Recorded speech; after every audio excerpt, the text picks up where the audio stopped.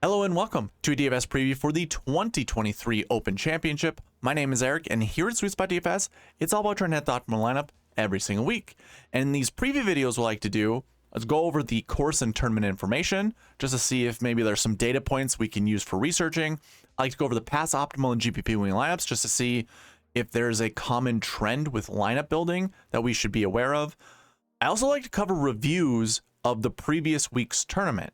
There were actually two last week, so I'll go over the Barbasol as well as the Genesis Scotch Open, just so you guys can see how well the sweet spot process did and how well the bucket system did, because that's what I'll be covering at the end of this video, the bucket system for the Open Championship.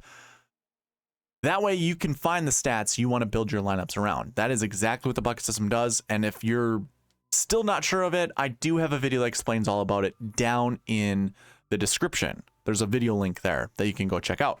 But before we get into any of this, just some reminders. I like to do giveaways. So the first being a monthly / weekly giveaway. I call this my subscriber giveaway. All you have to do is be subscribed to the channel and participate. And the way to participate is to comment down below on any of the videos that I will be covering this week. So if you need a topic, go ahead and leave me your two favorite golfers you want to build lineups around. But you can leave me whatever comment you want. As long as you're participating, you're getting credit.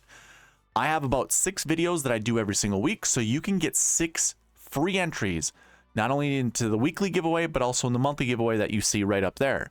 Now, I give $50 away only if we reach the goal you see all the way over there to the left. I'm trying to get to 600 subscribers by the end of the month. We're at 570, so we need 30 more. If we can do that, I will give away $50 up there. If not, I give away a t-shirt with the logo that you see on my sweatshirt. Of course, it's going to be flipped right side round for you, but it is the SweetSpotDFS logo. That's what you'll get with the t-shirt. Or I can send you golf balls that have the SweetSpotDFS name. It's not a logo, but the name that's stamped on the golf ball. They're Titleist Pro Vs, so we can do that as well. Without further ado, let's go ahead and run one of these giveaways. Let's run the weekly giveaway, because I do that every Monday night. So let me pull it up on the screen. We had 42 total entries last week. Once I hit yes, we'll find our weekly winner. Shalai Carden, what's going on, man? $5 goes to you for the week, for the weekly winner.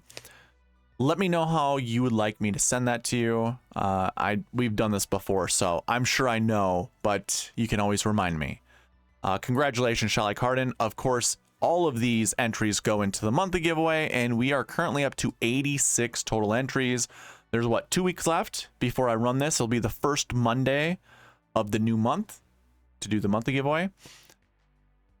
So if you want in, again, just a reminder, be subscribed and participate on the channel by commenting on the videos that I post. So that is the subscriber giveaway. I also do kind of a rebate of sorts, which I call the Prize Picks giveaway. If you sign up on Prize Picks and put at least $20 in your account while using the promo code SweetSpot, I will give you your $20 back. Not only will you get $20 from me, but Prize Picks is going to match your deposit up to $100. So your 20 turns into 40, and it really requires you just to sign up and use the promo code SweetSpot while signing up. Of course, put $20 in your account. Now, you can go ahead and utilize the full deposit match. If you want to put $100 in there, Prize Picks will give you $100, and you'll still get $20 back from me. If you need a link, check the description. You can find it there. Yeah, it'd be greatly appreciated if you use that promo code. One other thing that I like to provide, I should say there's 2 other things I like to provide. One is a cheat sheet. You can find this cheat sheet with the link in the description. It should be the first link you see. It'll say access to the cheat sheet. Click here. You can come here, use all the filters that I have. This will be all the data that I will be covering in this preview video. This is all available to you.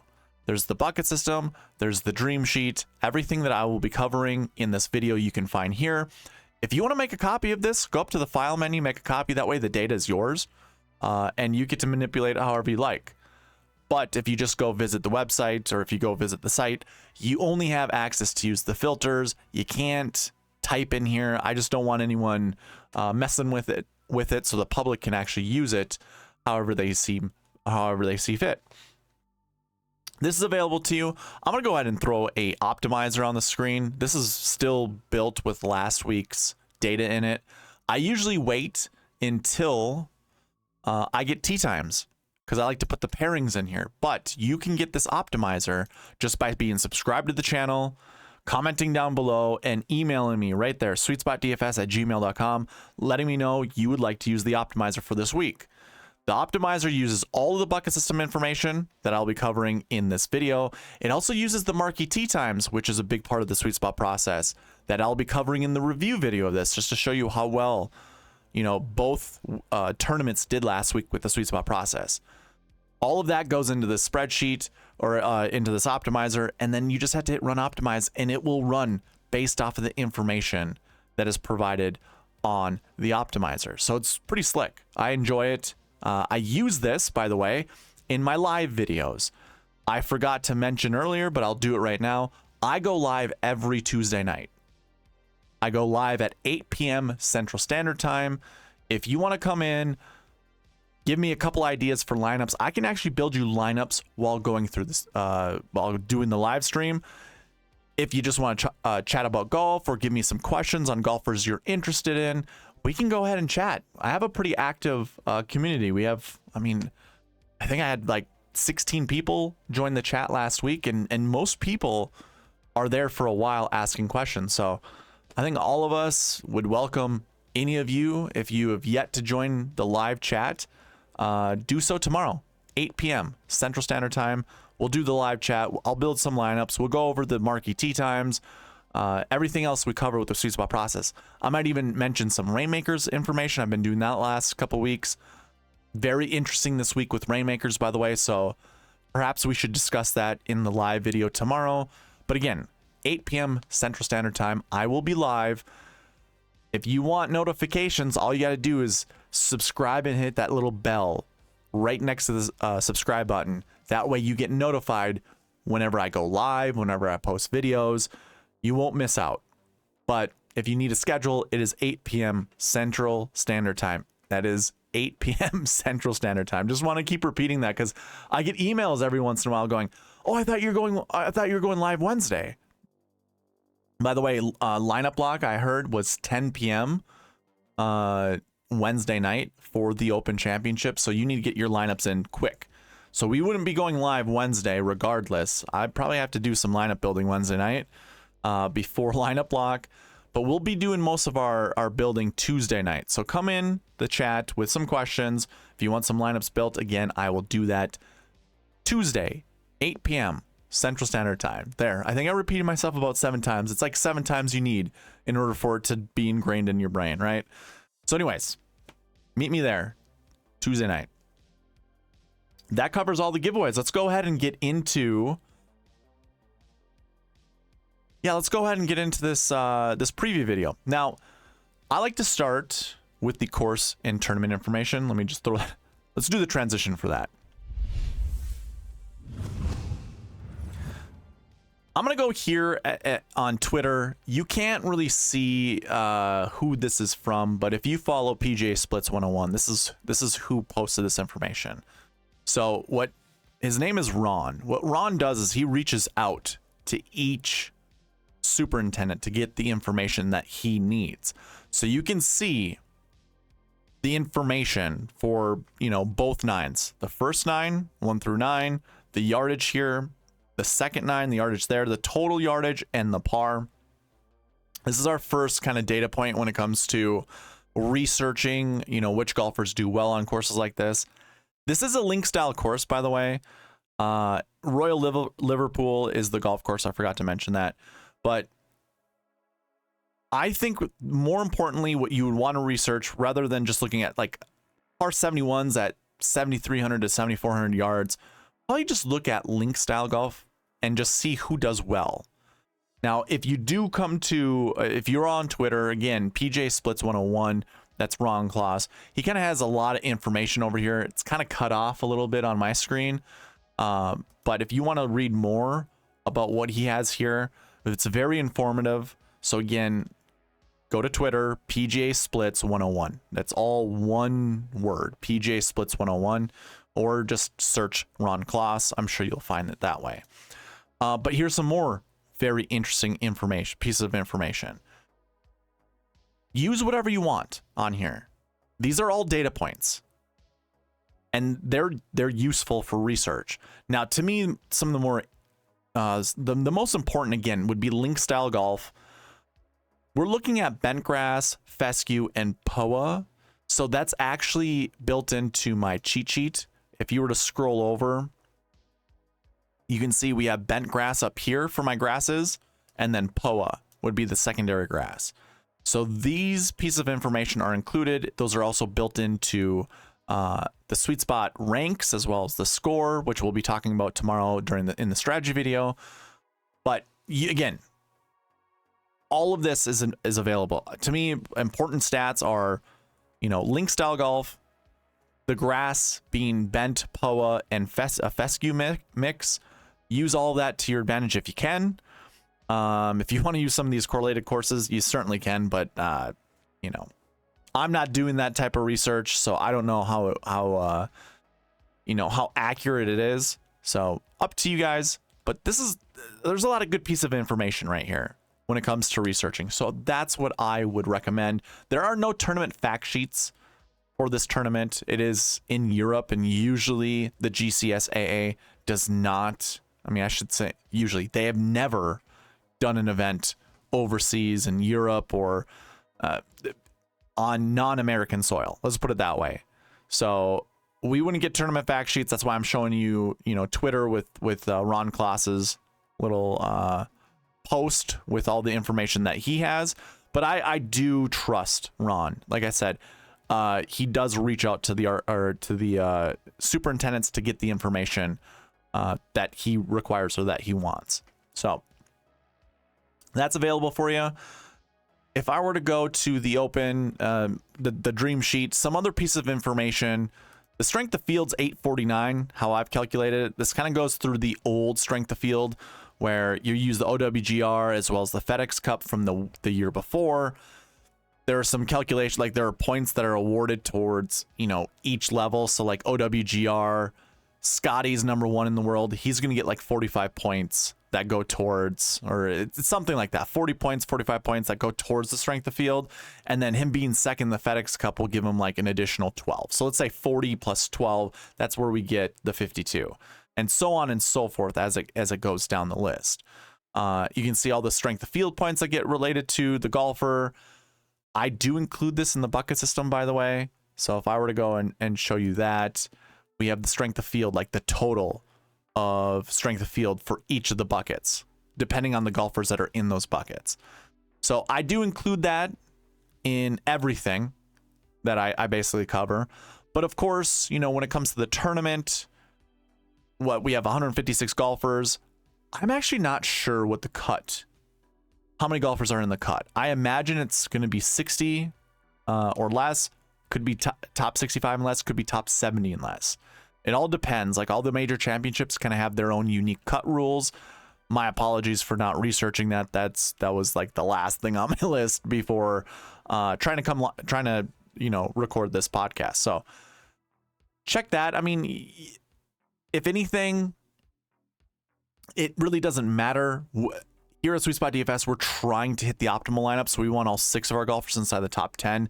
That's all that we are going to be focusing on. But if you needed to know what the cut is, that is one piece that I forgot to get you. I'm sure you can Google search that really quick, though. But yeah, we have grass stats, course history stats, or I should say tournament history. That should be changed to tournament history. All this good stuff when it comes to this golf course. Again, it's bent, POA, fescue mix. So that all goes into it. Again, you have 156 golfers in the field. And I guess if we're talking about the tournament, I mean, I just want to talk about like the tournament. But if we're talking about DraftKings, PGA DFS, there are some interesting things to look at. 7 golfers, 10K and above. And then we've got a slew of golfers, $5,900 and less. 52 of them, by the way. So we'll talk about that when we get into the bucket system, because these golfers are all going to be in that they're going to be in the low 6K range. So we'll definitely take a look at that. Now that I think about it, do I even have those stats? I got to look, because I imagine I do. Oh, yeah. $6,500 and less. 77 golfers. We might have to update this somehow, some way. Actually, maybe not. Maybe we'll just keep it as is, because I don't think that's really going to change. You're not going to want to roster that many golfers. Let me just double check something really quick. Yeah, see, when we get to the bucket system, we'll talk about this. I'm not going to bore you with it right now, but I don't have anything else to cover with the tournament. It's the last major championship. I'm sure you're well aware of that. And it's a full field event. Lineup block is 10 p.m. as I was told. I'm not sure if that was Central Standard Time or Eastern, so be aware of that. It's going to be Wednesday night. You want to get your lineups in. You can't be waiting until Thursday morning to do that. Yeah, that is all that I have for the tournament and course information. Let's go ahead and talk about the next piece, which is the pass optimal and GPP winning lineups.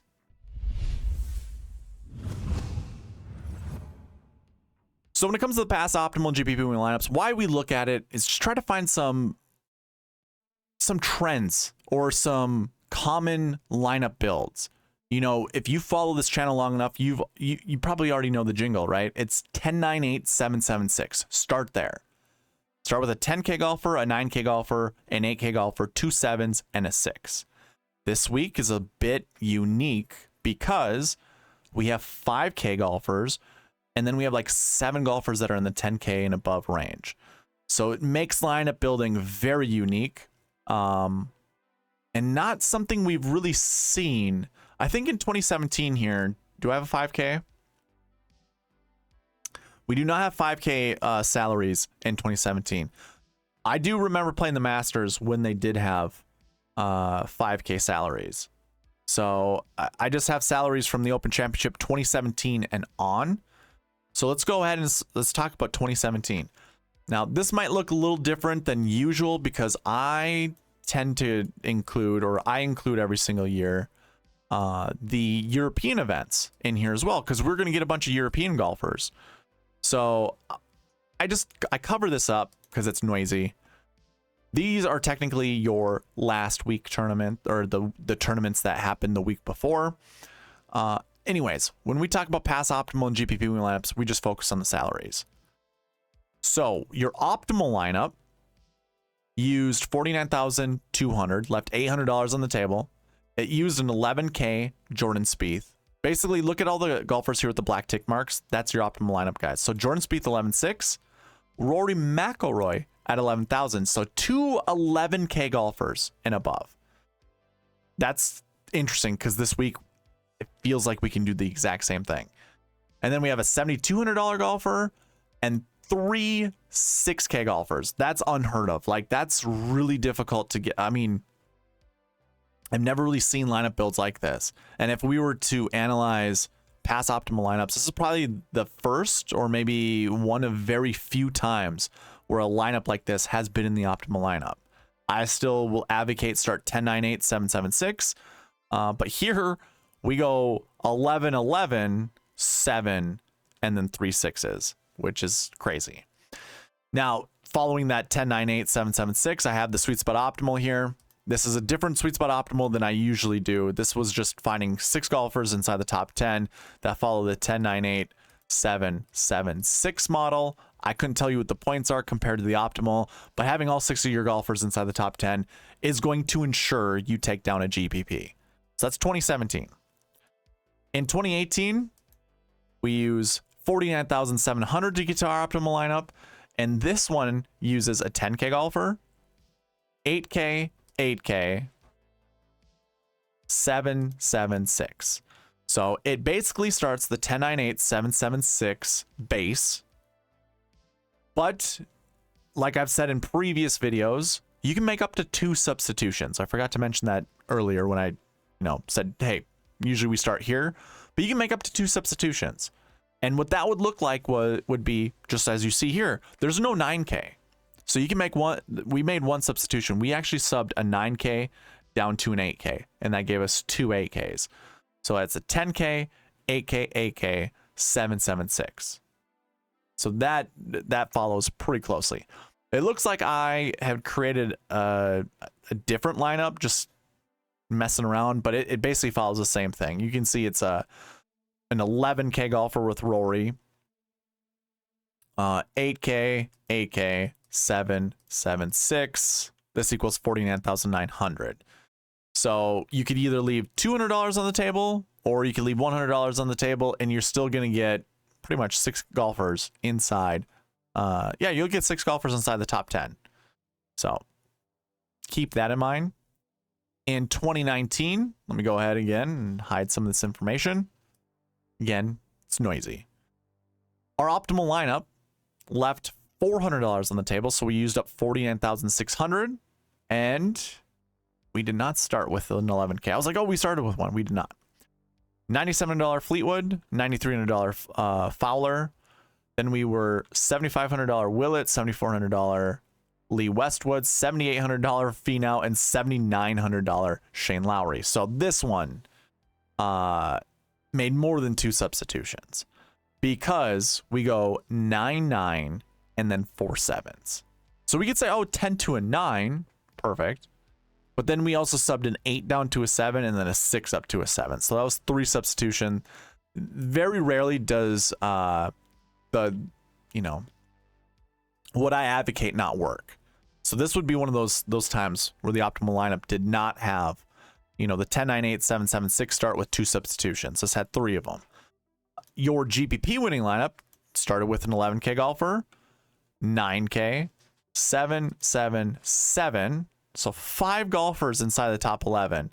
And then we scroll down a little bit to get to our last guy who was $6,400. So they kind of went with the 10, 9, 8, 7, 7, 6, but they are missing an 8K golfer. So they had a third 7K. So that was a 10, 9, 7, 7, 7, 6, which again, that is more common. That was your Millie Maker winning lineup. So that scored 532.5. The optimal scored 568. So there was definitely room for improvement. Maybe instead of, let's see here. I'm not going to try to figure out like a better build. I should have done that beforehand, but I won't waste your time. I'm sure you can see on the screen there are other ways to get there. In 2021, our optimal lineup left $1,500 on the table, so we used up 48,500, and that lineup started 9K, 9K, 9K, 6, 6, 7. Very, very rare. In fact, I normally just look for 6 golfers to finish inside the top 10. Brian Harman scored 82.5 points in 19th place. Couldn't tell you how he did it, but he was one of the higher scores, and that's why he's in the optimal. That's why you don't see 6 golfers inside the top 10. But if we wanted like 6 golfers inside the top 10, that's where this realistic optimal comes into play, where we leave $400 on the table. And then we have Spieth, or 92, 97, 93, 8, 6, 6. So that also isn't really doing 2 substitutions, which kind of, coming into this event, I thought it was just going to be odd anyways, because it's the Open Championship. We're including European golfers who've qualified for this event. PGA Tour golfers are flying from America over to Europe, and it's just out of the ordinary. So maybe lineup building needs to be out of the ordinary as well. So far, we've gone through 4 years of pass optimal and GPP winning lineups. 2 of those years did not follow those sweet spot rules, or let's just call it the groundwork or the foundation. We didn't start with a 10, 9, 8, 7, 7, 6. And even if we did, we made more than 2 substitutions. So this one had 3 9s, 3 9s, 2 6s, and a 7, or 2 6s and an 8. Your Millie Maker winning lineup, though, it didn't use 3 9Ks. 1 7, 2 7s, 3 7s. There you go. So 3 9s and 3 7s. That was your Millie Maker winning lineup. It scored 578.5. These other ones, a little bit more. Actually, that's pretty close. 578 to 592. So the optimal scored 592. Your Millie scored 578, and that more realistic scored 584. So definitely more ways to get it done. And I'm sure there's still room to beat that Millie Maker lineup or get really close to the optimal. Leaving $1,500 on the table, I don't advocate for that. That's pretty difficult to do. So, oh man, so far it's been very weird going through this. Let me go ahead and hide all this again. Again, it's just to remove clutter. Optimal lineup for 2022, left $100 on the table. It scored 660.5 points, and it started with a 9K Cam Smith, $7,800 Cam Young, 9,000 Hovland, 8,600 Fleetwood, 69 Harmon, and 8,100 DeChambeau. So just to recap, that's 2 9s, 1 8, or I'm sorry, 2 9s, 2 8s, 1 7, and 1 6. Now this actually does follow the 10 9 8 7 7 6 with 2 substitutions. If you think about it, we sub one of the 10s down to a 9, and then we sub one of the 7s up to an 8, and that's how you get 2 9s, 2 8s, a 7, and a 6. So that follows the process with 2 substitutions. Your GPP win lineup left $100 on the table. It scored 631. So there's about 30, almost 30 points between the two.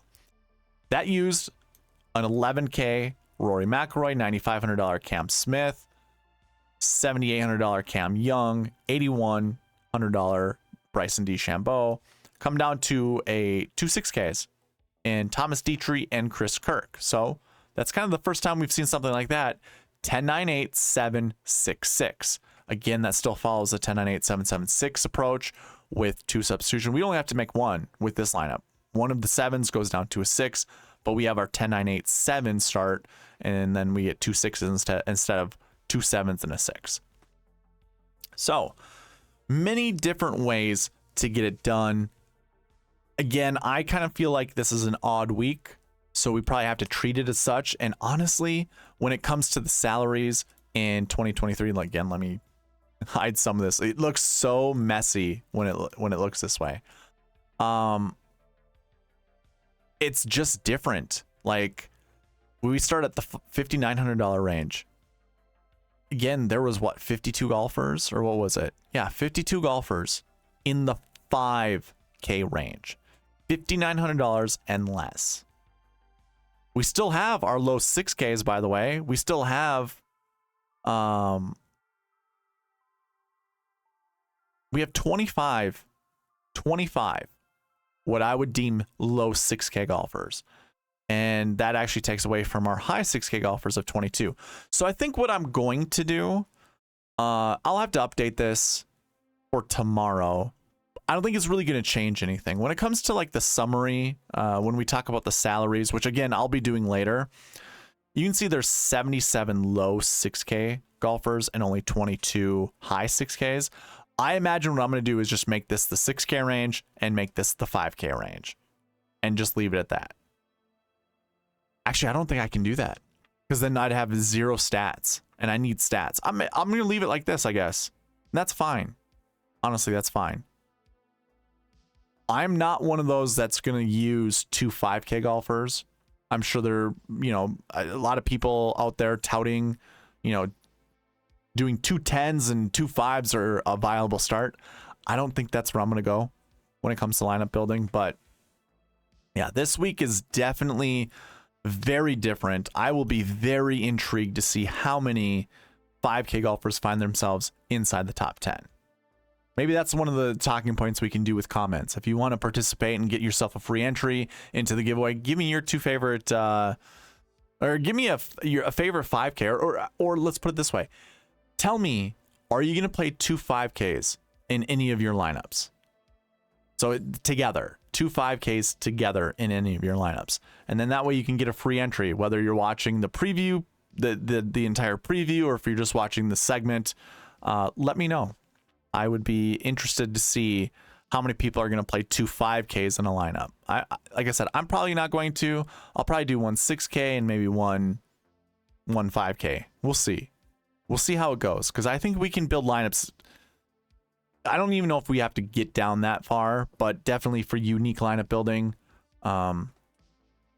it might be a must. We might have to. Okay, so that covers pass optimal and GPP win lineups.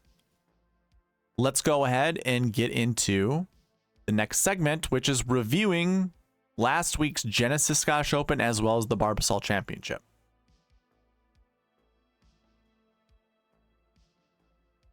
We're going to start with our review. There's 2 tournaments, by the way, just to remind you once again.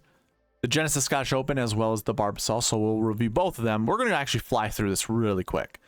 So the first thing I wanted to look at for both of these events, go right to the bucket system and look at this column here that says success. That is this year's totals. How many of these buckets were successful? Y's indicate yeses, and how those are indicated is by looking at the top 10s. Well, first of all, it's looking at the projections. And remember, we round down with our minimums and we round up with our maximums. So this first one says 0 to 2. So then we look at how many golfers finished inside the top 10. Oh, there were 2. So the fact that there were 2, that makes this a success. If by chance this fell out of the range of our projections, then we look at the optimal lineup. And if this number's within the projections, then we give that a yes. If it's outside, then it's a no. So this first bucket is a yes. Let's go ahead and scroll through this and see how many. I'll go slow. So if you want, here's a perfect example, by the way. This bucket here, the last week's did not plays. You see this is, well, 5 to 10 basically. We had 7 golfers inside the top 10, but only 4 in the optimal lineup. Still was a success because the top 10s fell inside that number. Now, one of those interesting things as I scroll through this is the Genesis Scottish Open, as you can see, are the recent form did not plays. You can see this says 3 to 6. Now, recent form for this event, I shouldn't even say for this event, or the buckets is very skewed. You see how all of this has the same frequency? There are no success rates that go with any of this. It's because we only had 1 year's worth of data. So a lot of this doesn't, it can't apply. Now, having one, you know what? Never mind. I'm going to take it back. I'll call this a fail. That's fine. If there were 2, I'd count it a success, because when I look at this max projection over here, this is 3.89, and if you followed me long enough, you know this is my conservative maximum projection, which means we round up here, and there's always has to be a 2-point gap between max and min, so this would drop the min down to 2. We still don't reach there, so we got 1 bucket that failed. The other bucket we have are our 7Ks. Now, I think this is interesting because usually if we have enough data, our 7Ks, you always want somewhere between 1 to 3. In this one, we see 0 to 2. We had 4 that finished inside the top 10, 3 in the optimal lineup. So unfortunately, this one failed, but I know with more data as it normalizes, this would be a success. But still, 34 out of 36 buckets were successful. This is always posted in the optimizer, and when we build lineups, it follows these projections to a T. Like it's very strict when it comes to that. So 34 out of 36, that's pretty good. Normally we see that number 34, 36, sometimes 33. The last couple of weeks, I think like the last 4 weeks, we've had twice where it was perfect, 36 out of 36, and then we had 135 out of 36. So this is pretty on par, and I would say it's still pretty successful. Now, the next piece that goes with it are the marquee tee times. So if you follow along with me on the strategy videos, again, I'll be going live tomorrow. This is Tuesday, or I should say, I'll be going live Tuesday at 8 p.m. Central Standard Time. We'll go over the marquee tee times. What I like to do is look at the top 10 groups, and the rule is you find 2 to 4 golfers, or 2 to 4 groups, and select 1 golfer from each of them. The reason being is, dating back to the 2021 PGA Championship that Phil Mickelson won at Kiawah Island, we have found at least, or I should say in each one of those, or pretty much every tournament since. Let's back that up. I was way ahead of myself trying to discuss that.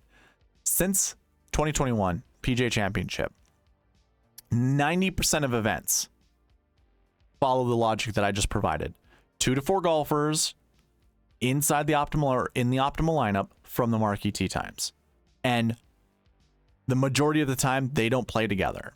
So the rule is find 2 to 4 groups, one golfer each, or one golfer from each group. And obviously that means they don't play together. So as you can see on here, Rory McIlroy, this little black tick mark indicates it's an optimal lineup golfer. Rory McIlroy was in an optimal lineup. So too was Robert McIntyre. Now you can see Tommy Fleetwood in blue. This would be our GPP winner. They obviously paired up golfers in the same lineup. And obviously you can do that, but we are hunting. We are trying to target the optimal lineup. So in order to do that, we only look at optimal lineup golfers. And there we have it again. 2 out of 4 groups. You select 2 to 4 groups, one golfer from each of those groups to put in lineups together. So if you started with Rory and Bobby Mack, you were looking pretty good. You had 2 of the optimal lineup golfers, which means the marquee tee times were a success.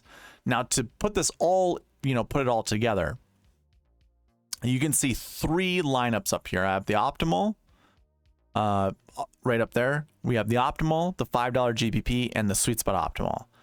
The optimal is the best score, period. This is by far away. You can't get any better than this. So 47,500 is what you needed to spend to get to the optimal lineup. So you left $2,500 on the table, and that included $10,900 Rory McIlroy, guy who won the tournament, $7,400 Robert McIntyre, $7,200 Byung-Hun An,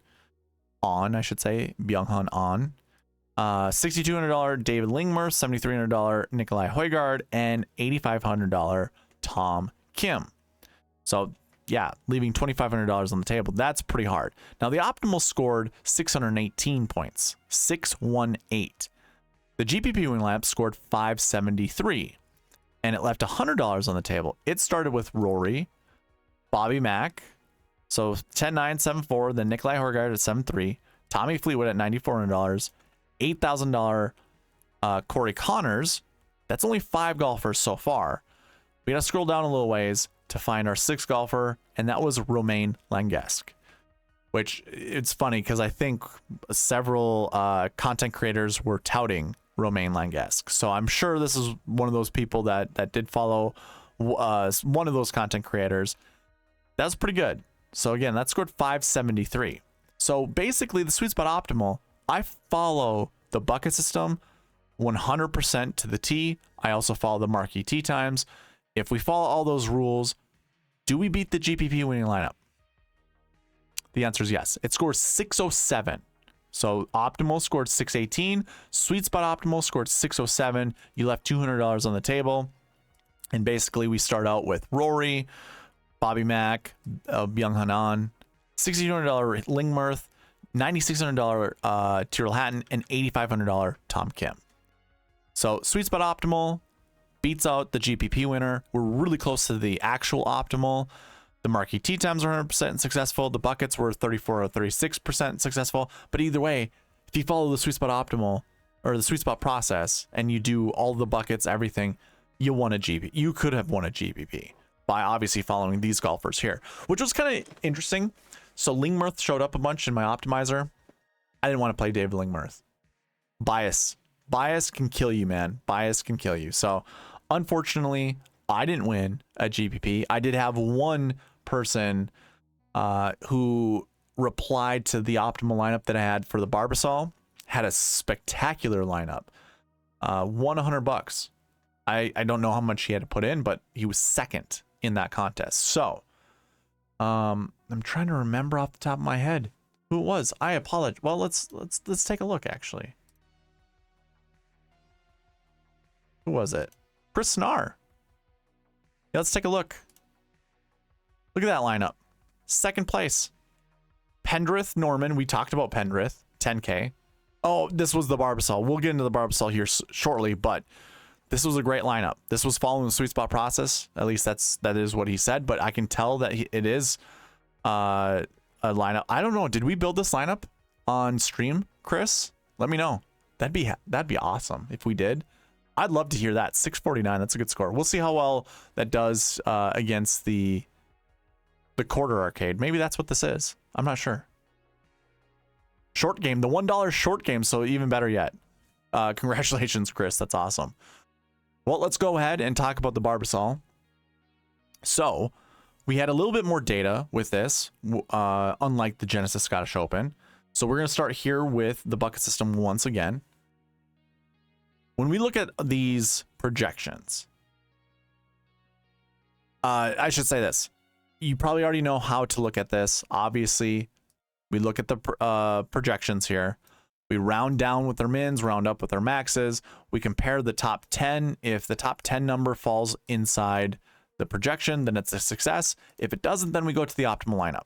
And if that also doesn't, then it would be a no.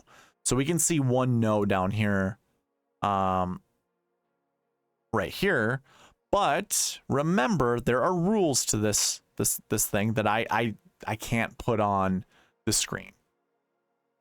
The first rule is there has to be 2 points between the maximum and the minimum. And obviously we can't go lower than 0. So this automatically has to be 2. And the fact that this makes this 2 means this number falls inside the projection. So does this. That makes that a yes.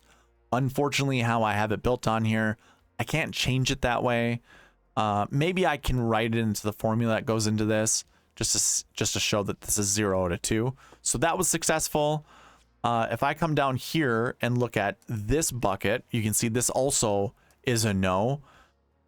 But when I look at this conservative max projection of 2.87, remember this turns to 3 because we round up with the maximum, but there has to be a 2-point gap between the max and the min, or the max and the min. So this goes down to 1, but this ends up being 1 to 4. That's how I write it into the optimizer. If you got the optimizer last week, you would have seen this. Do I still have it up, I wonder? Okay, this is the Genesis Scottish Open. But that's how I wrote it in there. So that was 1 to 4. We only had one golfer that was inside the top 10 as well as the optimal lineup. So this too was a success. That's not me trying to push, you know, like, trust me, that's, if you follow the strategy videos, if you follow the preview videos, I say the exact same thing. Like when I talk about the bucket system here for the Open Championship, you're going to hear me say the exact same thing. Need a 2-point gap. We always look at this max projection over here just to see if we need to lower the minimum. And let me see if okay, so it is over 2. All right.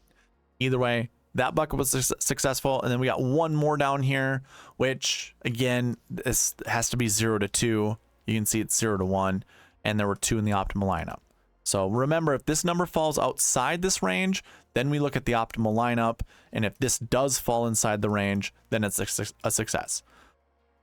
So this is a long-winded way of saying the buckets were 36 out of 36 correct, 100% correct. If you have any questions, let me know. I know it might seem like I'm trying to pull a quick one on you, but I promise you I am not. I told you it was 34 out of 36 correct for the Genesis Scottish Open, but still the Sweet Spot Optimal that followed all the rules beat the GPP, so it was 100% successful for the Genesis. Let's just go ahead and keep looking into the Sweet Spot process for the Barbasol. So again, I come to the marquee tee times and look at the top 10 groups. And basically what I want to find are 3 golfers that are 2 to 4 golfers inside the marquee tee times that were in the optimal lineup, and no one paired up together because that is the rule. So it looks like, let's do this. There were a couple withdrawals, so I can see there's one withdrawal right there. Perfect. There we go. So these are your top 9 groups. There we go. These are your top 9 groups. And as you can see, we had Grayson Murray at $8,700 and we had Lucas Glover at $10,300. Those were in the optimal lineup. You can also see the Sweet Spot Optimal here in the green. Those were all, I mean, they weren't paired up together. They weren't playing together. So it still follows the whole Sweet Spot process. The marquee tee times, find 2 to 4 groups, 1 golfer each. Just make sure none of the golfers are paired up together in the marquee tee times. And there we have it. We have Lucas Glover, we have Grayson Murray. Those are our 2 golfers that were in the optimal lineup. So the marquee tee times, once again, 100% successful. Again, I'm not blowing smoke. Watch the preview and strategy video that I put out for both the Genesis Scottish Open and the Barbasol. I talked about it there. Now, of course, we got to look at the optimal versus the GPP. I didn't play anything greater than 25 cents, but I guess what did we have? Chris Snar, 656 was the winning score in the short game. So we can use that also. Did that score more than GPP here? Oh, whoa. I'm looking at the wrong. Okay. It does not. Okay, so the 25 cent tournament scored 640. So we got to beat 656 to beat the short game. So let's take a look.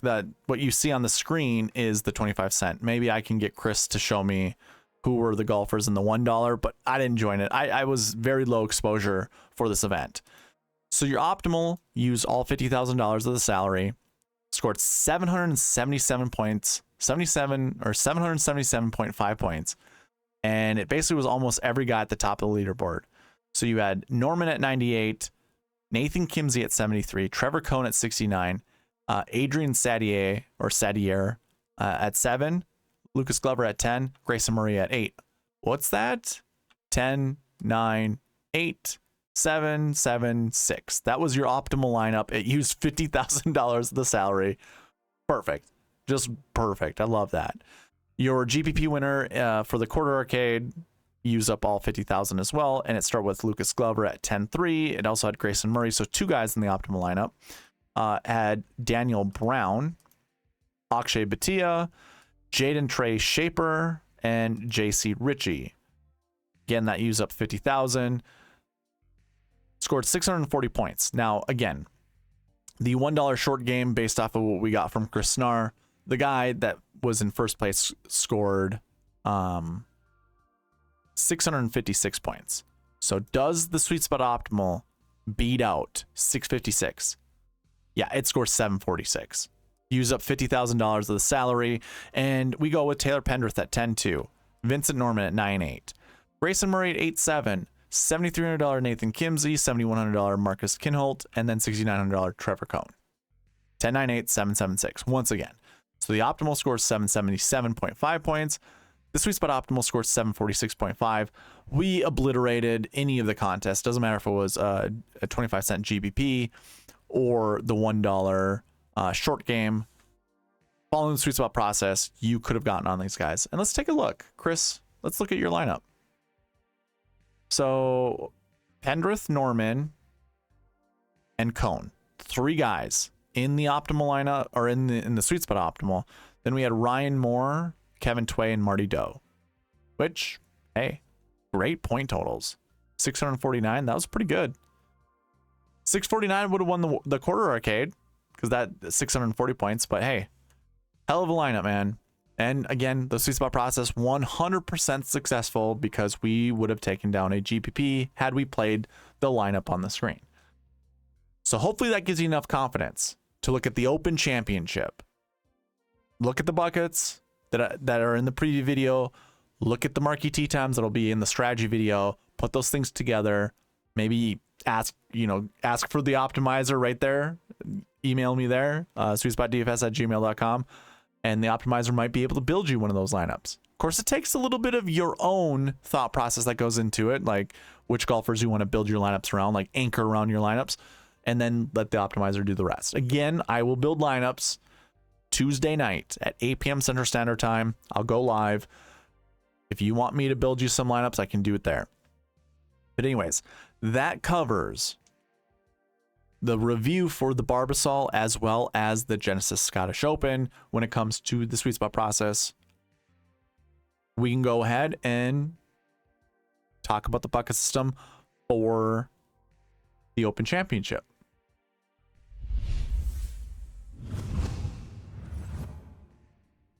So hopefully you guys watched the review of the Barbasol and Genesis Scottish Open.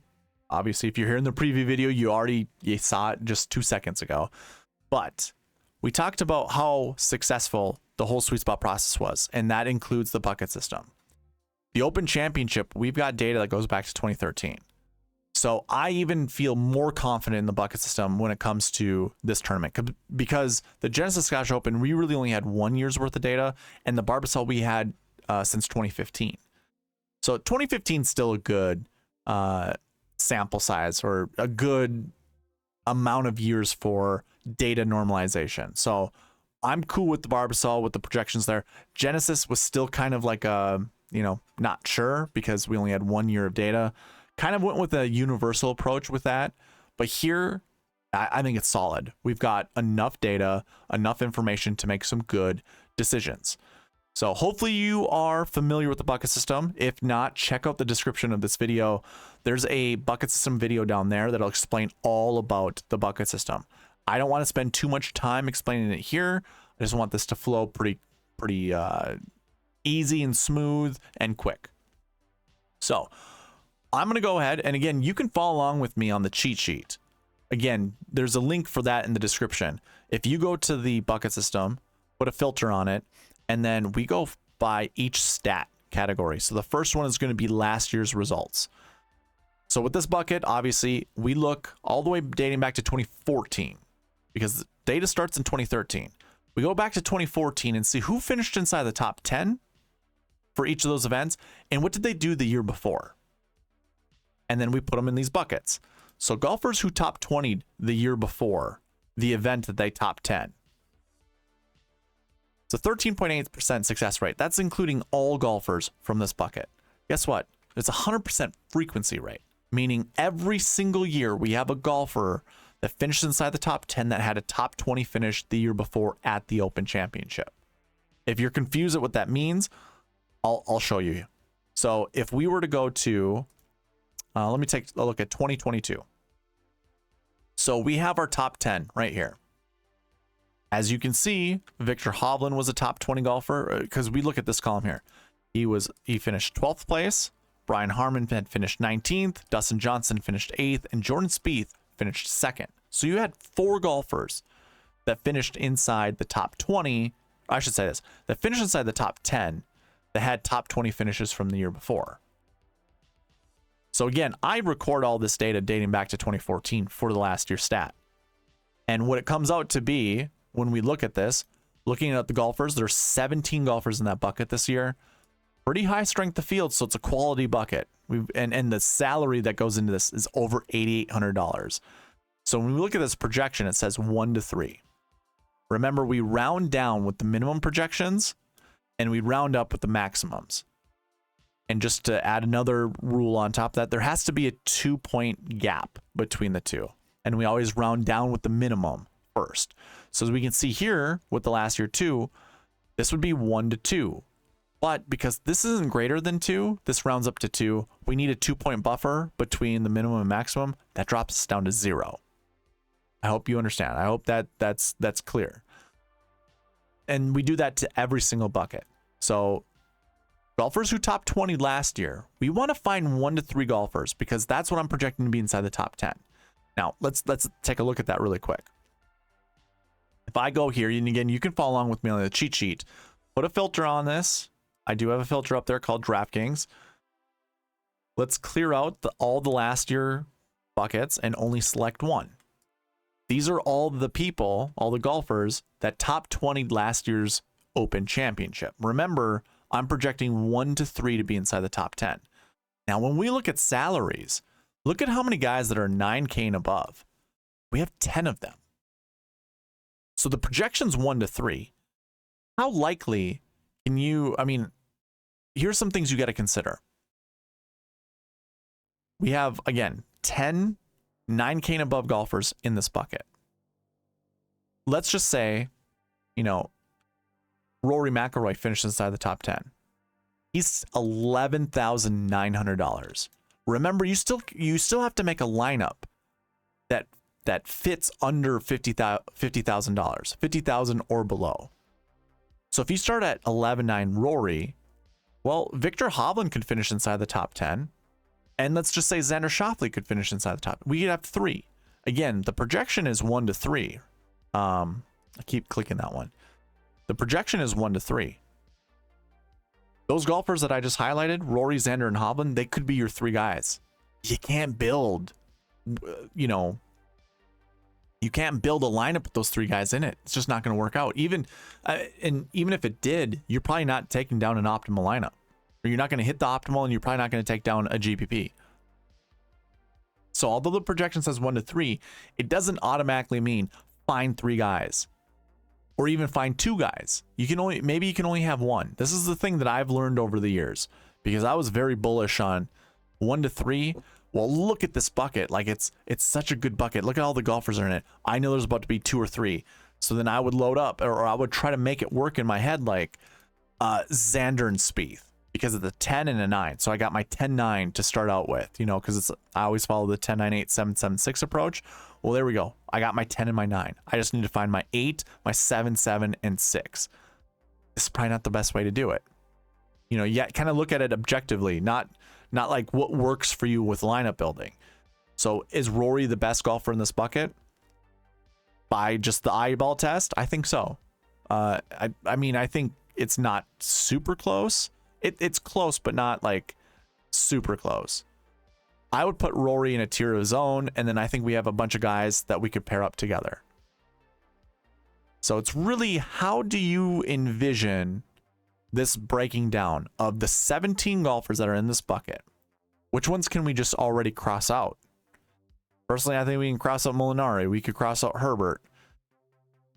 From there, I don't know if we can cross out anybody else. I would want to cross out Jordan Spieth at $9,700. Now, I know it's an open championship, and I know the guy has magic beans and whatever, but I could see just not playing him at that price tag and being comfortable with it.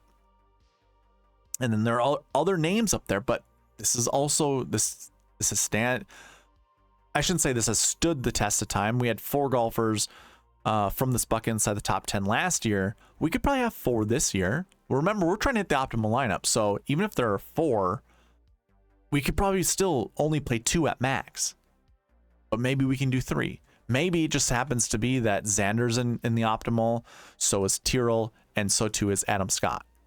Like those price tags, 10-1, 9-4, and 7-9, that works out. And those 3 guys will be in the optimal lineup. And then we could also have Rory up there in the top 10, Cantlay up there in the top 10, but it's still just these 3 guys that were in the optimal lineup, and therefore the projections would still be successful. So you could also look at it that way. You know, maybe there are only 3 guys that finish inside the top 10. Maybe there are 6 guys who finish inside the top 10, but only 3 are in the optimal lineup. It works both ways.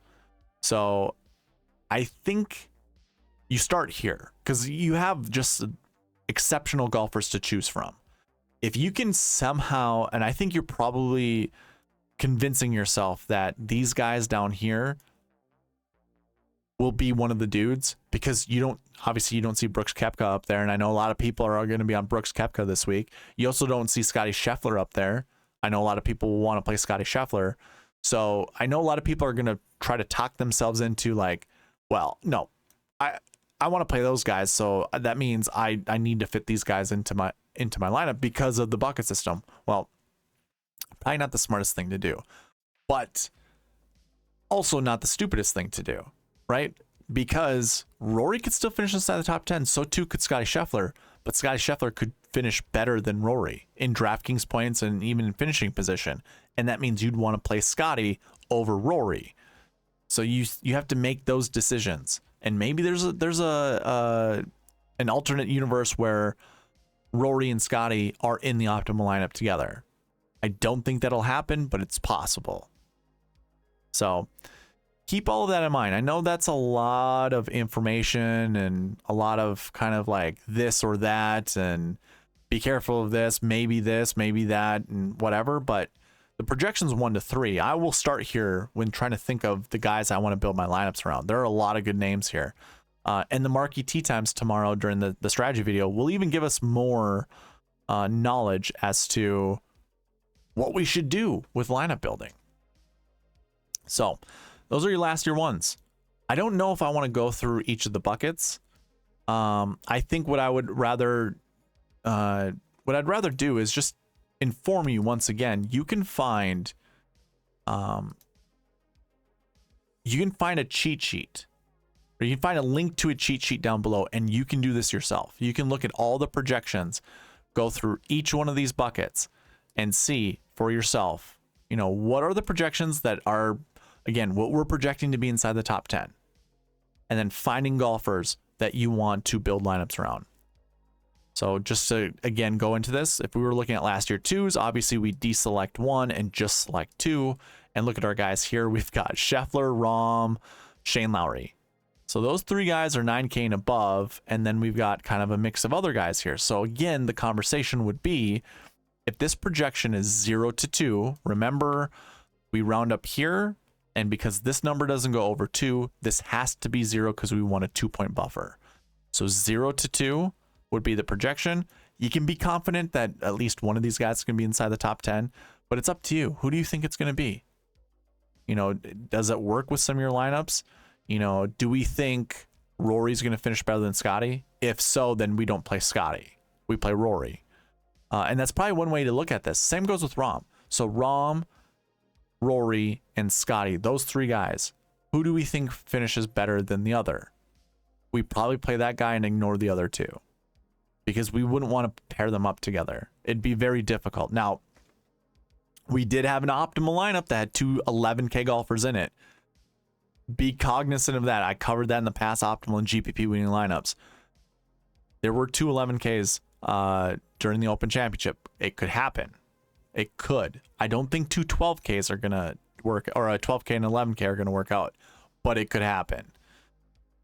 But either way, you don't want more than two guys from this group in your lineup. That's what the projections tell us, and I'm pretty confident with those. So, you know, 2 is the max. It's very close to being over 2, by the way. But even when I look at my max, or my conservative max projection over here, it's still under 2. So it's kind of, you know, reining in and saying, hey, you know, it's might not be the best. And if we want a little bit more information or data on this, we can look at our optimal lineups. You know, when it comes to this bucket, we've had one inside the top 10 every single year, but we haven't had one inside the optimal lineup every year. We've had, what, 6 years of data? It's got to be more than salaries. So 2017, 18, 19, 20. We didn't have a 2021, or did we? We didn't have a 2020. 2021. So 5 years? Did I not record an optimal lineup for one of those years? I wonder.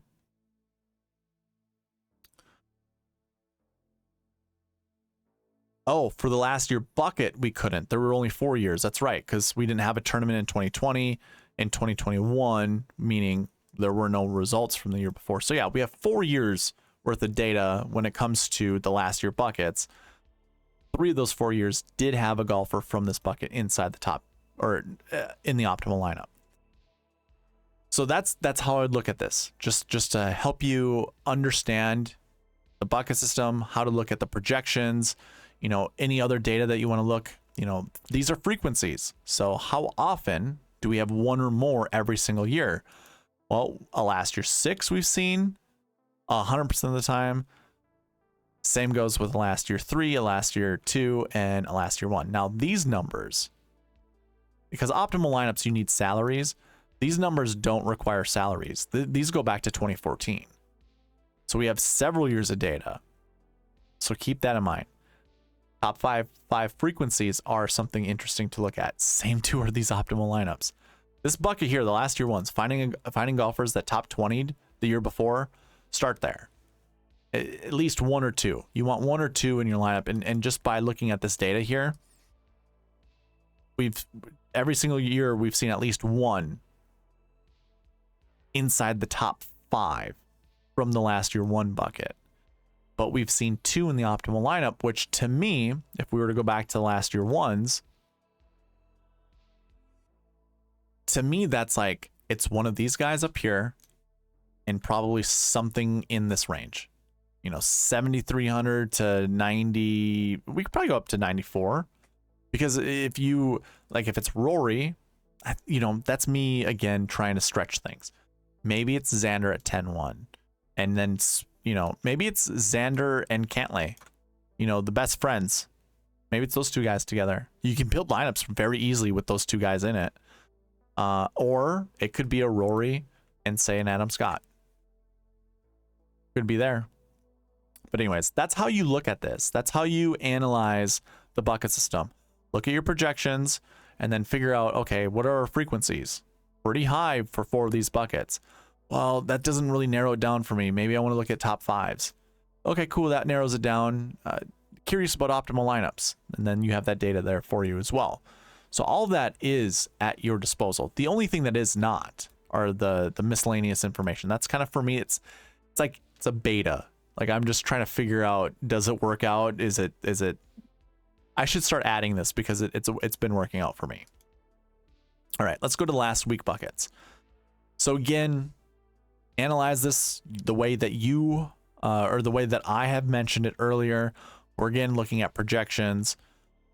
It looks like having a top 20 finish the week before, very important. So too, just not playing. So if you did play last week, you wanted a top 20. If you didn't play last week, all the better. That's where we find most of our top 10 finishers, as well as top 5 finishers. Now, a consolation, here's an interesting one. Golfers who missed the cut last week.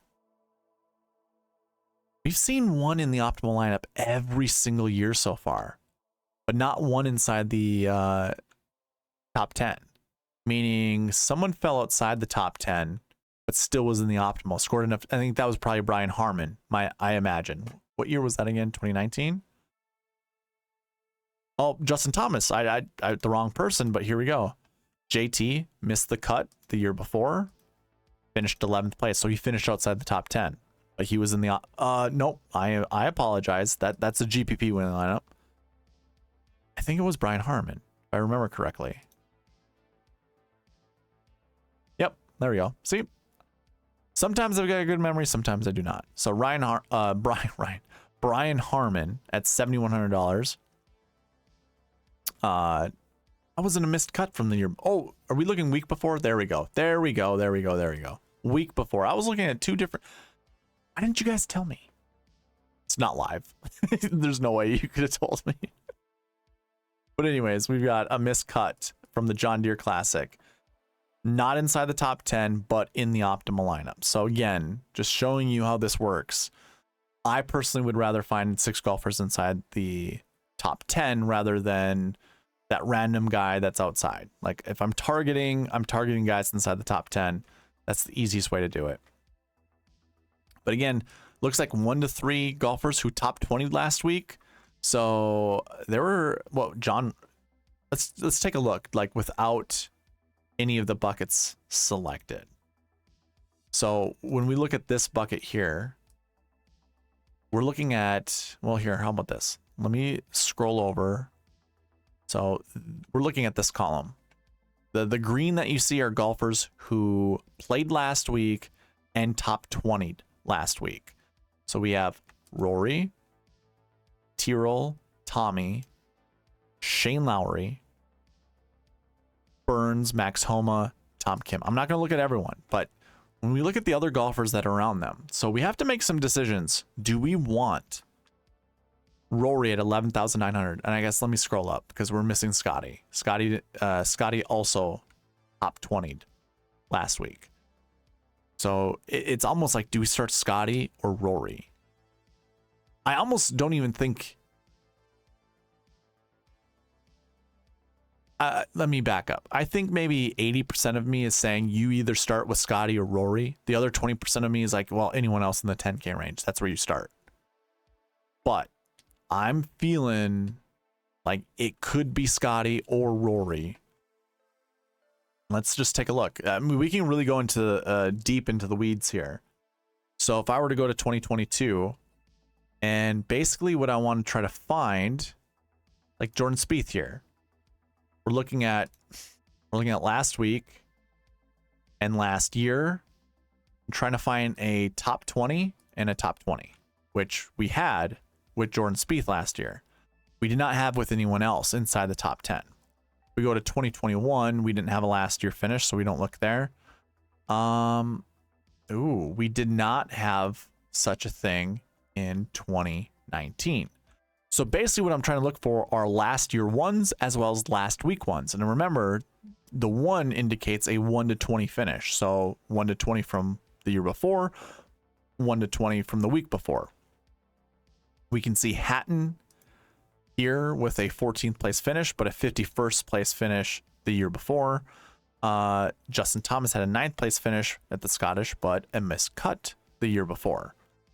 In fact, the first that we see of this one last week one would be Eric Penroyan, who finished 20th place. So not good enough. So that already kind of breaks that trend of seeing a 1-1, a last year one, last week one. And we also don't see it in 2018. Now, I'm not showing you of all the golfers that could qualify for this. In the future, I will with the website. But it is interesting when we look at all the golfers inside the top 10. Let's see. Let's just take a look at who missed the cut. Do we have one of those guys that was like top 20 or had top 20, top 20? Don't see anybody. Nope.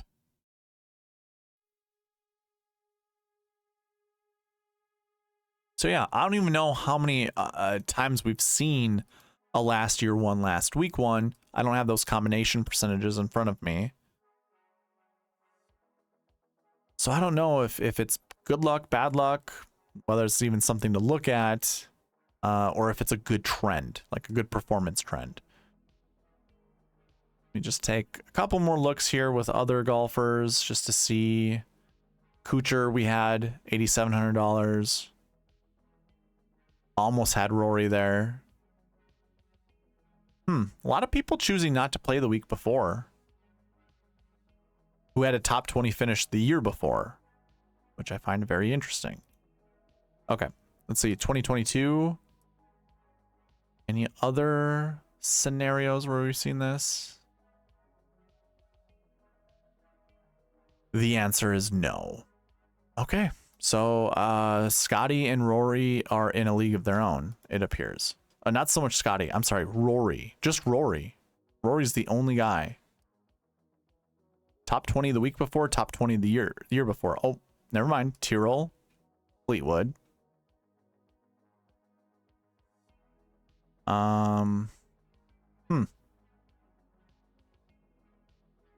Yeah, not too many other options. Just those three guys. But hey, those three golfers pretty good. I would almost dare to say, don't pair up Rory Hatton or Rory Fleetwood or Hatton Fleetwood together. Because how often do you think we're going to see those guys inside the top 10? That doesn't really have substantial evidence or data behind it, but just going off of what I've seen in the past, I probably don't feel comfortable doing that. And I do want to play Hatton and I want to play Fleetwood, but this is also one of those wonderful things when it comes to this lineup building using the bucket system is perhaps we don't play those guys together. It just doesn't, use the data, use the information to our advantage. So we'll see. We'll double check with lineup building tomorrow. Maybe these guys will be paired up together and it'll make life easy for us anyways. So we'll take a look there. Again, I'm not going to go through all of these buckets. You can go ahead and do the research. Again, you can follow along with me on the cheat sheet, or you can look this stuff up on the cheat sheet.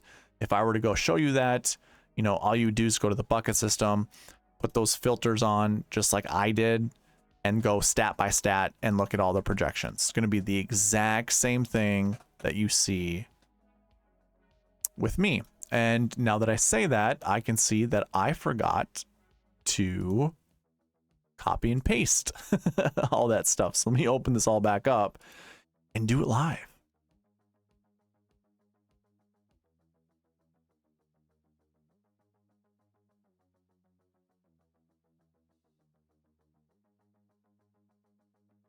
There we go.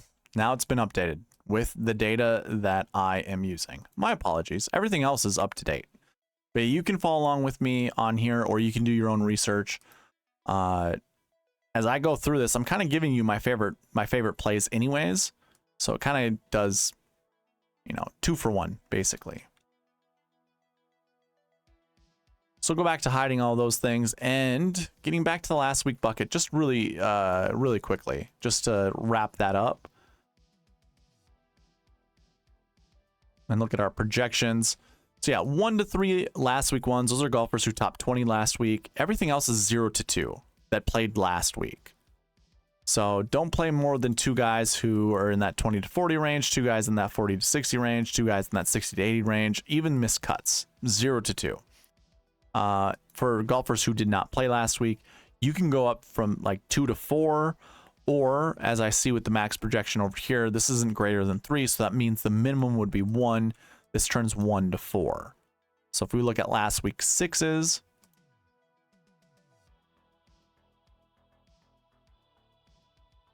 John Rahm is at the top. John Rahm, Cam Smith. Now, of course, I don't include live data in this. I don't even know if there was a live event last week. I guess if there was, I would include it. So if they did play, just use whatever finish they had and put it in the buckets that they should be in. And then look at the projections. You can also increase those projections. Like say if Brooks was in the last week 1 bucket, we could look at that projection and go, you know what? It does say 1 to 3, but I think this is going to be 1 to 4. So we play up to 2 or maybe even 3. Probably not 4. But yeah, do that if it's necessary. Otherwise, I think these projections are just fine. If we look at course history, which again should be tournament history, having the best course history, it looks like there are only 6 golfers in that bucket, and our projection is 0 to 2. I wonder who that is. I'm very curious. If you're following along, make sure there are no other filters on, and we're going to look at course history 1. Again, this is tournament history. Okay. Scheffler, Hovland, Spieth, Young, Finau, McIntyre. That makes this really interesting.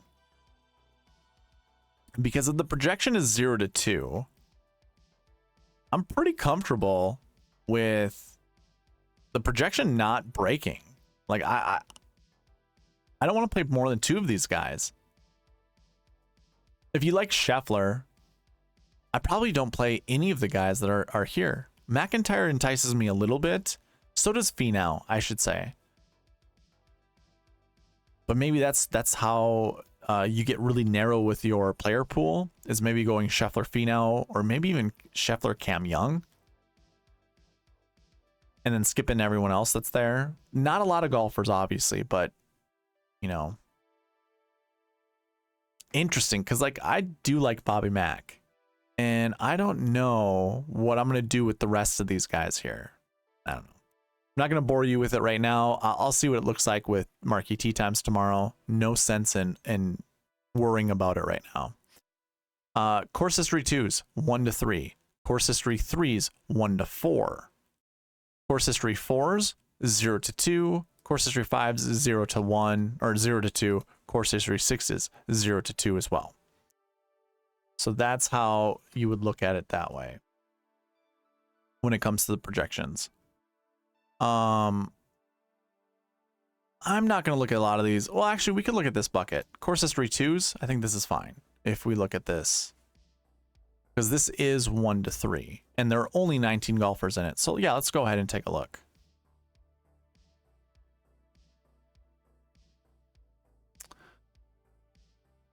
Let's see, course history 3s. Course history 2s. Okay. Sorry, my apologies. Course history 2s. McIlroy, Rahm, Koepka, Schauffele, all 10K and above. And then we have DJ, Fowler, and Cantlay 9K and above. This is a really interesting bucket. Very interesting. 1 to 3. This will be an anchor bucket tomorrow. We'll talk about this in the strategy video. I'm probably ignoring these guys right here. Anyone in the 6K range, I'm probably ignoring those guys.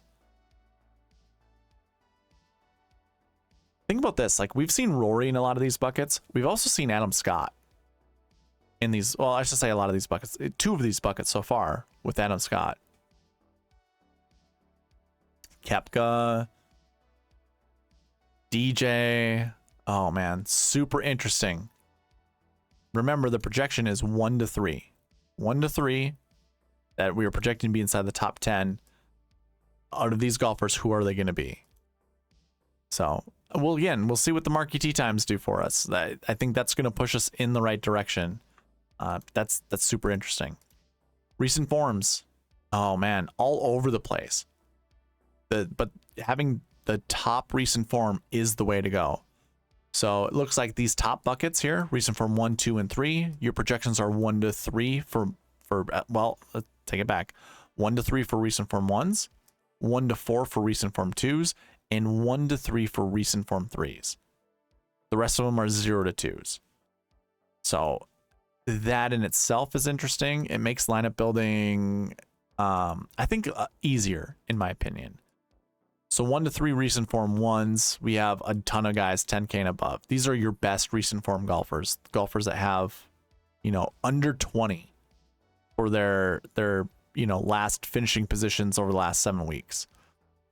And then we have even more interesting names: Ricky Fowler, Tyrrell Hatton, Dustin Johnson, even Bryson DeChambeau, and Wyndham Clark, $8,700. Remember, the projection is 1 to 3 for recent form 1s. So don't play more than 3 if you do want to play 3. Perhaps, if we think there's no way Scheffler doesn't finish top 10, there's also no way Rory doesn't finish top 10, and you also think Brooks finishes top 10, there's 3 guys right there. If for whatever reason maybe there's a fourth golfer that does finish inside the top 10, I guarantee you no more than no more than 2 golfers will be inside, or will be in the optimal lineup. So even if it was Scheffler, Rory, Koepka, and Hatton finishing inside the top 10, that means the rest of these guys do not finish inside the top 10. I mean, you just cut them out. But also, you have to figure out which of the 4 that you are projecting to be inside the top 10, which one scores more DK points? And then who's in second place with DK points out of those 4 guys? If it's any of these guys 10K and above, you don't pair them up. You only put 1 guy in your lineup. Or if it's Hatton, if you can truthfully think it's going to be Tyrrell Hatton, then you play Tyrrell Hatton. No. So it's interesting, right? Got to figure it out one way or the other, and who to play. Again, we'll see what the marquee tee times do, what comes out, who's paired up together, and maybe that just gives us our answers. But yeah, 1 to 3 for recent form 1s. 1 to 4 recent form 2s. There's 28 golfers there. This will be an anchor bucket as well. So let's go ahead and talk about who are in the recent form 2 buckets. So the remaining 10K golfers, Rahm and Schauffele, and then we have 4 9K golfers, Lowry, Fleetwood, Fitzpatrick, and Cantlay, and then some interesting names down below. These could be filler golfers, and I think that'd be fine if we wanted to fill our lineups in with these guys. So if you are making a stand with Brooks or Rory or even Hovland, we talked about them in the last bucket, then I would say you probably move on to try to figure out which guys down here are going to be inside the top 10. Because there is a lot of give and take with this. The puzzle piece, putting the puzzles together, there's a lot of that going into this lineup building. So again, hard to do anything right now without seeing the marquee tee times, but just the theory crafting when it comes to lineups is still very, very interesting to me. Again, we got to make choices somewhere. So that's going to cover the recent form buckets. I'm not going to go over the rest of them. Again, if you're looking at this, just remember, we round down with the minimums, we round up with the maximums. There's got to be a 2-point buffer between the two. We always round down, or we always move this down first. If you can't, then you move up your maximums. So just like these 2 buckets down here, you can see it's 0 to 1. We round this one down, we round this one up, but because there isn't a 2-point buffer, and since we can't move this lower than 0, this gets moved up to 2. So hopefully that makes sense. talk about salaries.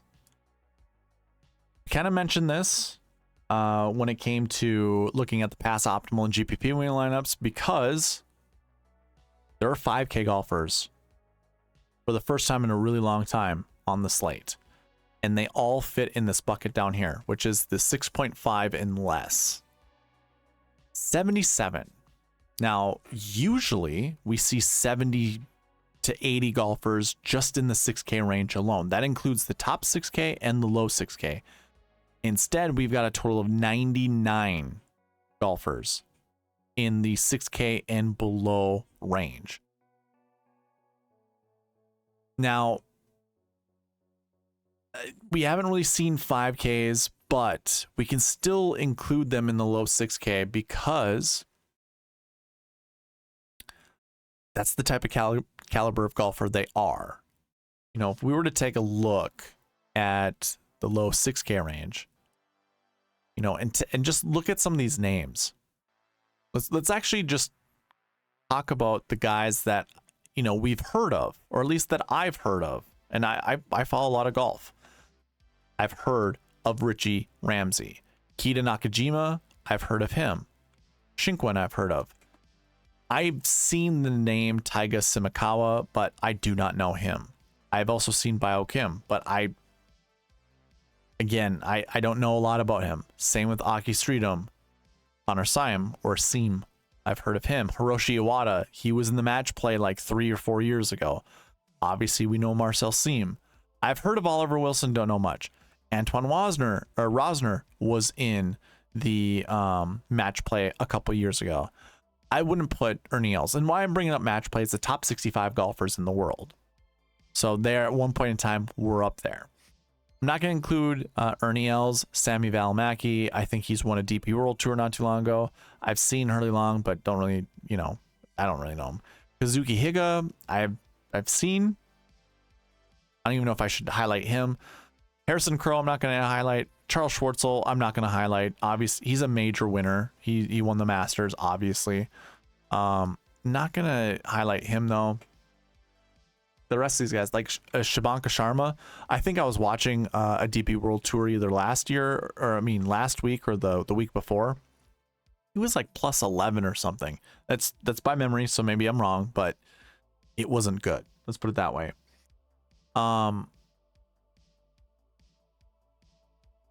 You know, like Cali Samuja, I've heard of, but I'm not going to highlight. Jorge Campillo, I don't even know how old the guy is anymore. I swear he's been on tour for a long time. Nacho Elvira, I think his real name's Ignacio, but he was just in a playoff with shoot, I forget his name.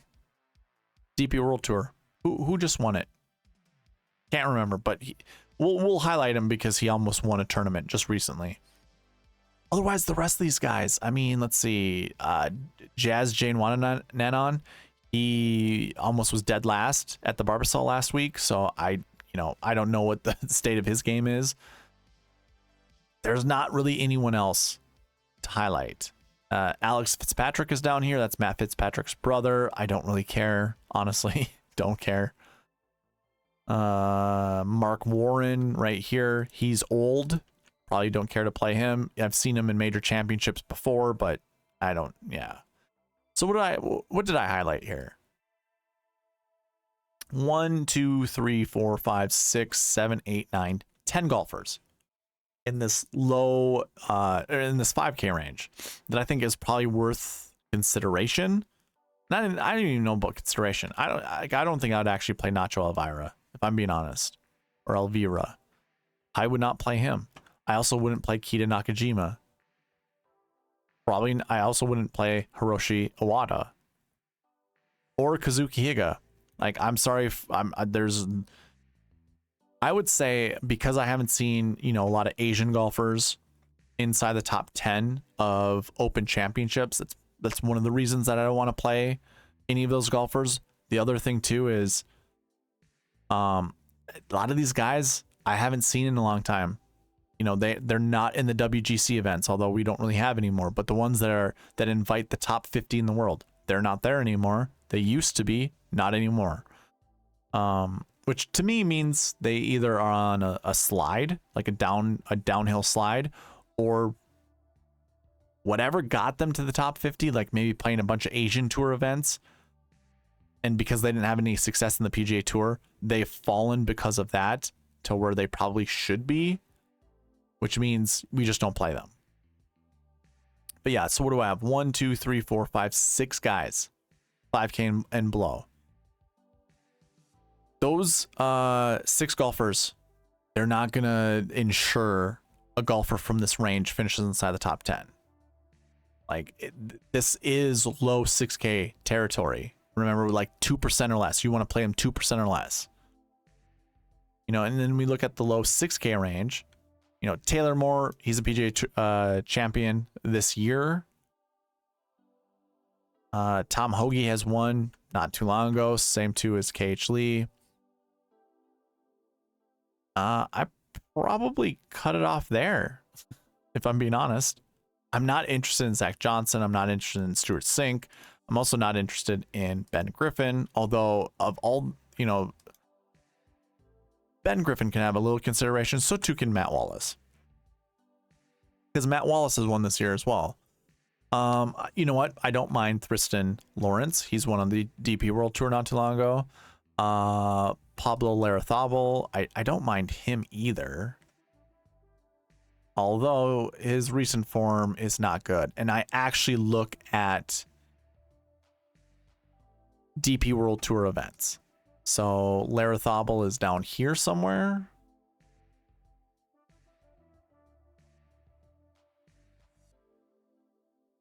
So I just have him at the US Open. Interesting. That can't be right. I must have him. Yeah, I probably didn't put him down right. Let me double check here.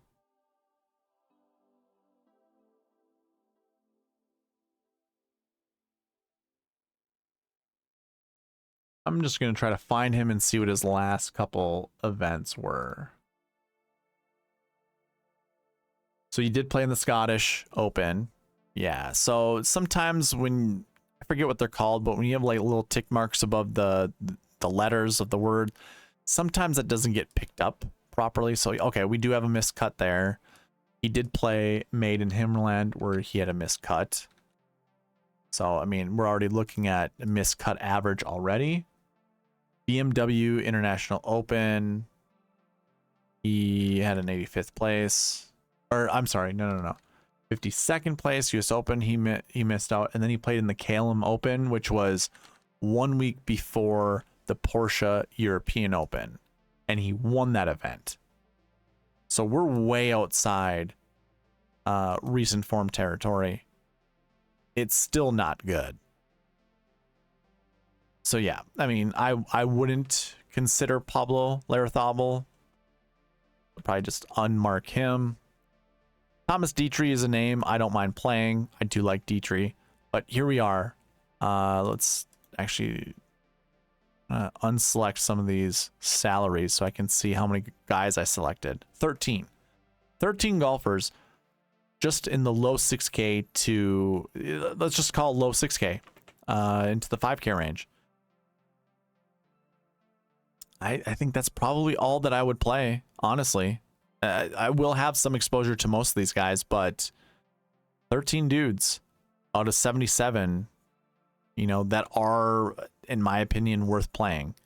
Now, you know, any of these other guys can obviously finish inside the top 10. You know, the ones that I haven't been talking about, I don't care. I'm not focusing on this range.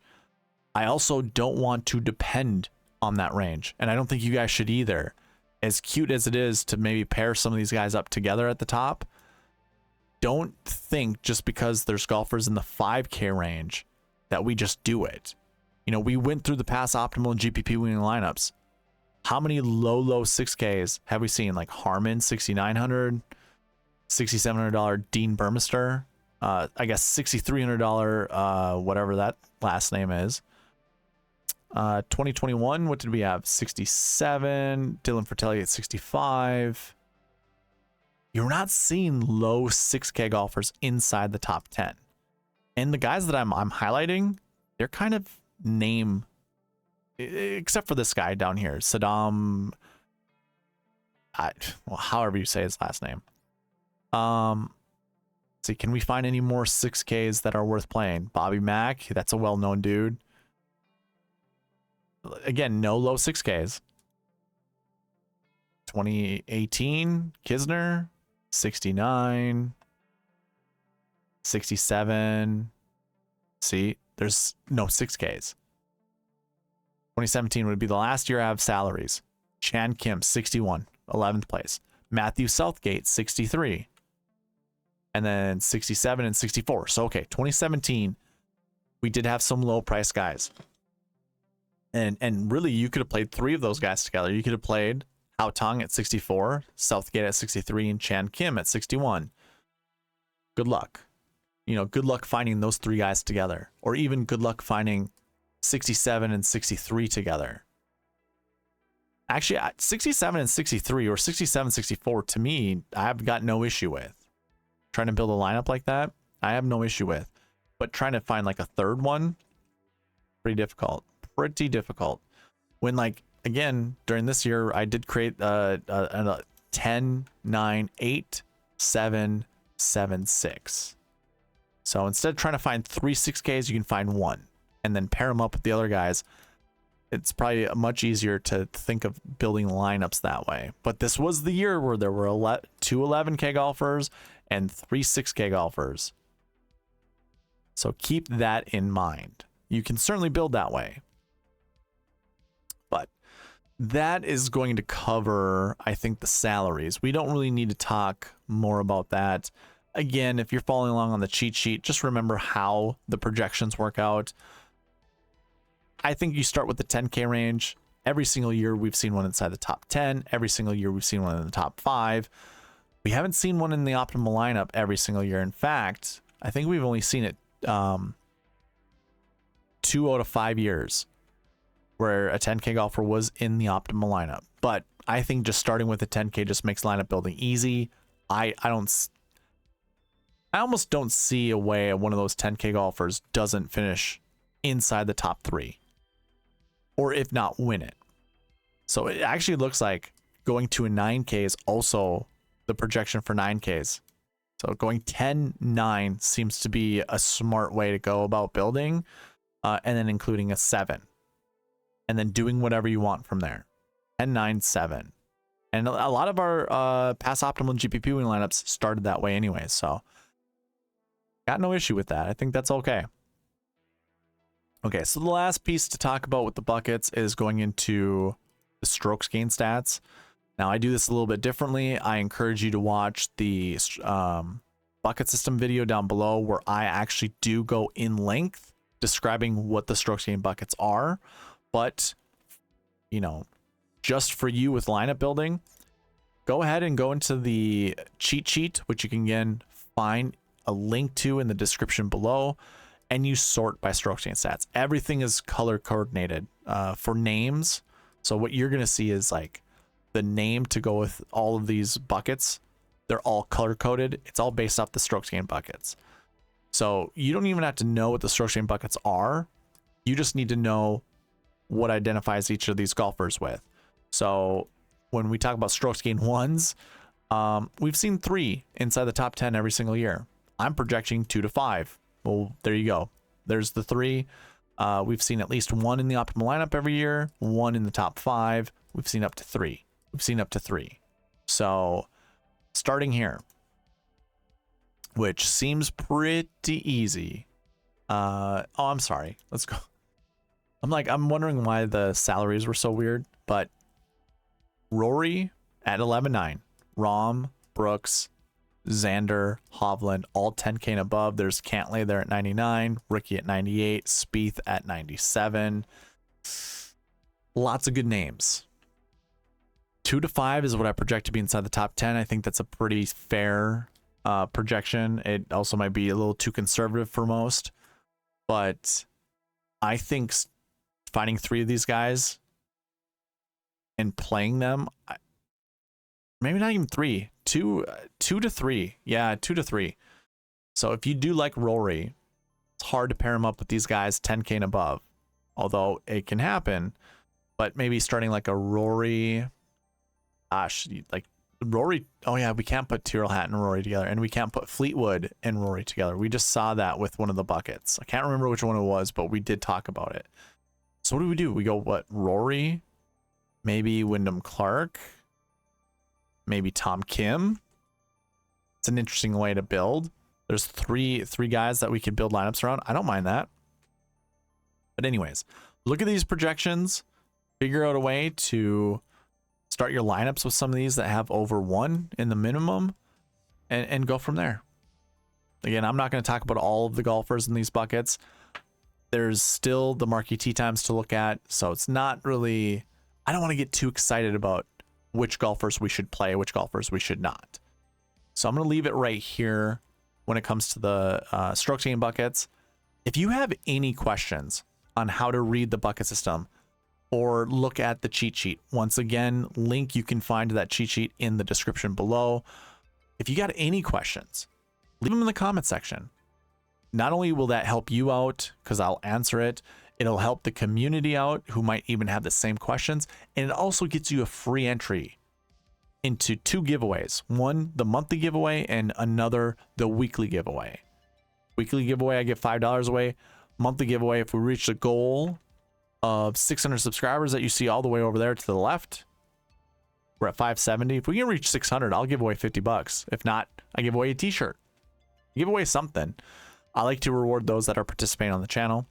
So I don't have anything else to talk about in this preview. I think lineup building is going to be super fun this week with 5Ks in the mix, and also trying to figure out what to do with the 10Ks. That'll be really, really interesting. So yeah, if you have any questions, comment them down below or email me at sweetspotdfs@gmail.com or DM me on Twitter, and I will get back to you one way or another. And I will have the optimizer ready tomorrow once we get tee times. So I'll plug in those tee times, figure out all the marquee tee times, update the optimizer, and I'll have it ready for anyone who would like to use it. Now, again, we have kind of a short week because Wednesday at 10 p.m. I'm not sure if that's Central Standard Time or if it's here. Let me take a look right now because it'll tell me how many hours I've got left in my contest. Wednesday, 11 p.m. So 11 p.m. Central Standard Time. That is lineup lock. So make sure you get your lineups built by then. And if you do want the optimizer, I will try to send it out as soon as I can. I don't know when it'll be. It might be early Tuesday morning. It might be Tuesday afternoon. It definitely will be before I go live, 8 p.m. Central Standard Time. Again, Tuesday night, 8 p.m. Central Standard Time, I go live.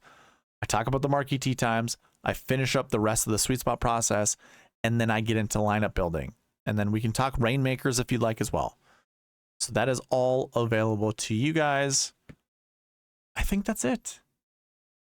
I don't have any other reminders. I mean, I guess what I could do is throw this one up there. Again, be subscribed, comment down below. If you're not on Prize Picks yet, I have this giveaway. If you sign up using the promo code SweetSpot and put $20 in your account, I'm going to give you $20 back. But Prize Picks will match your deposit, whatever it is, up to $100. So if you want to put more money in your account, put more. But if you want to play this for free, just put $20 in. At the end of the day, you have $40, and you're getting all your money back. So it's not going to cost you anything except for that sign up information and the initial deposit. Check the link down below. Check all the links in the description below for all the information regarding SweetSpotDFS and everything that I have to offer. So with that being said, I'm going to bid you adieu. We'll see you tomorrow, 8 p.m. Central Standard Time. Once again, live video, 8 p.m. Central Standard Time. I'll see you guys later. Thank you for watching. Please leave a like, comment, subscribe, all that good stuff. I'll see you tomorrow. All right, bye.